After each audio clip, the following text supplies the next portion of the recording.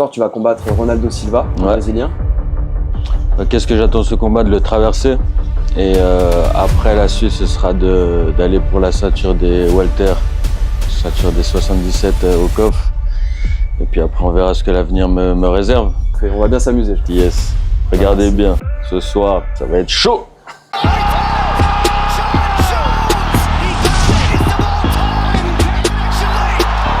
Calm down. Sport de combat, Saint-Denis, il a fait parler de lui exactement. Et Tony Ferguson à l'UFC.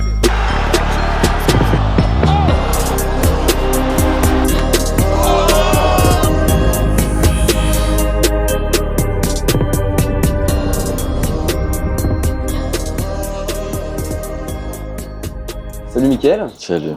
Merci de prendre un peu de temps pour parler avec le média Calm Down. Un plaisir. Ce soir, tu vas combattre Ronaldo Silva, brésilien. Qu'est-ce que tu attends de ce combat? Qu'est-ce que j'attends de ce combat? De le traverser. Et après, la suite, ce sera d'aller pour la ceinture des welter, ceinture des 77 au coffre. Et puis après, on verra ce que l'avenir me réserve. Ok. Et comment tu définirais un peu ton style, ce que tu aimes faire dans la cage? Alors, moi, à la base, je suis grappleur. Je suis ceinture noire de lutte livrée. Je viens du judo aussi. J'ai fait énormément de grappling et de judo. Ouais. Après, j'ai été en Thaïlande pendant plusieurs années. J'ai vécu là-bas pendant 3 ans. D'accord. C'est là où j'ai affiné mon striking. Donc, je pourrais dire que je suis complet maintenant. Ok. Ton adversaire, c'est quel genre de profil? Alors lui, c'est vraiment un gars du jiu-jitsu. Un striking assez ancré sur le sol. Franchement, il n'y a rien qui va me surprendre. J'ai déjà vu tellement de profils pareils. Oui, parce que tu as une bonne expérience déjà. Ouais, bah là, c'est mon 25e combat, donc 25e combat, ouais. Ça a commencé à faire. Ouais. De toutes les orgas que tu as faites, c'est lesquels qui t'ont laissé les souvenirs les plus mémorables? Alors, les souvenirs les plus mémorables, alors, je dirais le KSW et le Bellator. Après, j'étais aussi en Chine au Kunlun. Je sais pas si ça te dit. C'était la plus grosse organisation chinoise qui était vraiment incroyable, vraiment niveau UFC quoi. Ouais. KSW pour moi c'est la meilleure organisation européenne et ils sont en train de titiller quand même pas mal d'orgas là en termes de niveau et de notoriété. Ouais. Bellator tout le monde connaît, c'est on va dire une des 3 meilleures organisations du monde. Avec le PFL, peut-être le One aussi, on pourrait mettre pas loin. Donc voilà, pour moi, c'était mes meilleurs souvenirs. Ok. Et du coup, le combat dont tu es le plus fier pour le moment? Le combat dont je suis le plus fier, c'était en Allemagne. C'était juste avant mon premier combat au KSW. On m'avait appelé pour un combat que j'avais accepté de suite. Puis on m'avait refusé et on m'a rappelé pour me dire on n'a trouvé personne, on va te prendre. Mais j'étais à 16 kilos au-dessus du poids. Et il me restait 10 jours pour faire 70 kilos, ce que j'ai fait. Et j'ai fait un rebond de 12 kilos et demi. Et j'ai gagné le combat par KO, c'était propre. En plus, c'était un adversaire qui était invaincu, qui était dans sa ville. C'était qui? Alors, c'était Mertz, comment il s'appelle quelque chose Mertz, il faudrait voir, je crois qu'il était champion du NFC, quelque chose comme ça. Özil. Voilà. Özil Dirim. C'était un Turc, il me semble. Ouais. Effectivement, il était à 8-0. Il était à 8-0 et donc je lui ai mis sa première défaite. Et grand silence dans la salle, tout le monde était pour lui, hein. Donc c'était un sentiment jouissif. J'imagine. Ouais. Ah, c'est cool. Et comment t'as fait pour perdre ces 12 kilos? C'est une dinguerie. En fait, 16 kilos. J'ai perdu pratiquement 1 kilo par jour. Et puis la veille et le jour même de la pesée, entre la veille de la pesée et le jour même, j'ai perdu 6 kilos d'eau. 6 kilos d'eau, ouais. Ah, c'est fou. Hein. Et au niveau du corps et du cerveau, t'as réussi à supporter ça?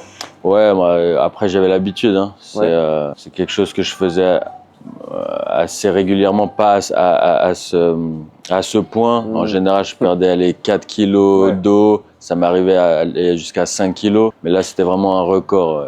6 kilos sur la balance, ça allait, tu tenais Oui, j'étais pas bien, j'ai bien réhydraté, j'avais une perf de minéraux, donc pour éviter de teaser toute la journée. Et j'ai bien récupéré, puis j'étais bien le jour du combat, quoi. Et ça fait quoi de regagner tout ce poids comme ça en 24 heures? C'est quoi la sensation? Tu regagnes tes forces? Ouais, c'est hyper agréable. tu te rends compte que le corps c'est une éponge, hein. C'est impressionnant ce qu'on peut faire avec le corps. Perdre autant et de reprendre autant à peu près 36 heures, parce que c'est pas exactement 24 heures, on se pèse le matin. Ouais, c'est dingue. Donc ouais, non, c'est dingue, c'est dingue.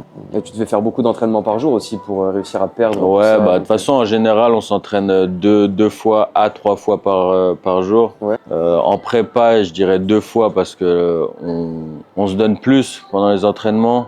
Hors préparation, bah, on peut aussi travailler différemment et on peut se rajouter aussi un entraînement supplémentaire. Donc ouais, de toute façon, on est toujours sur un gros rythme. Ok. J'ai commencé, j'avais 4 ans, les arts martiaux, et j'ai 31 ans aujourd'hui. Ah oui. J'ai fait que ça toute ma vie. Donc en fait, j'ai suivi mon grand frère qui lui a commencé le judo. Et puis en fait, moi j'ai rien lâché. J'ai fait du judo, du jiu-jitsu traditionnel, de la lutte à livrer, de la boxe thaï, du jiu-jitsu brésilien. Et voilà, hein. J'ai commencé à combattre très jeune dans plein d'arts martiaux différents. Premier combat pro, t'avais quel âge? J'avais 20 ans. 20 ans, j'allais sur mes 21. Ok. Mm. Donc ouais, c'était un peu la continuité logique des choses, quoi. Ouais. T'avais pas trop d'appréhension. Tu savais que t'étais fait pour ça, t'as toujours fait ça. J'ai d'appréhension, c'est-à-dire. Tu savais que t'étais à ta place. Tu savais Ouais, que c'était ça un c'est truc qui sûr. était fait pour toi. Ça c'est clair, c'est clair. J'ai T'as pas investi pensé à toute te ma vie. réorienter, à faire autre chose. Non, tu t'es dit, non, c'est pour non. moi, quoi. Alors il y a eu toujours des moments de doute, de savoir est-ce Bien que sûr. c'est vraiment pour moi, surtout que moi à l'époque où j'ai commencé, moi à la base je suis français, je suis né en France. C'était illégal jusqu'à 2020. Donc dis-toi, moi j'ai commencé en professionnel en 2014. Ouais, pendant 6 ans, j'étais dans l'illégalité. Du coup, j'étais à l'extérieur, je combattais ailleurs, je m'entraînais ailleurs aussi. Et là, tu t'entraînes toujours à Genève, du coup. Et là maintenant, je m'entraîne à Genève, à la Strike Academy, et je représente la Suisse pour plusieurs raisons. Bon, la première, c'est celle que je t'ai donnée, c'est que la France a tellement tardé que je me suis dit, je vais représenter la Suisse, vu que je suis aussi suisse. Et ils m'ont plus aidé dans ma carrière que la France. J'ai fait toute ma carrière amateur en Suisse. Pour moi, ça coulait de source de représenter la Suisse au Bien final. sûr. T'as rencontré d'autres combattants, un peu dans ton cas, qui en avaient marre que la France tarde à légaliser, qui sont partis en Suisse notamment?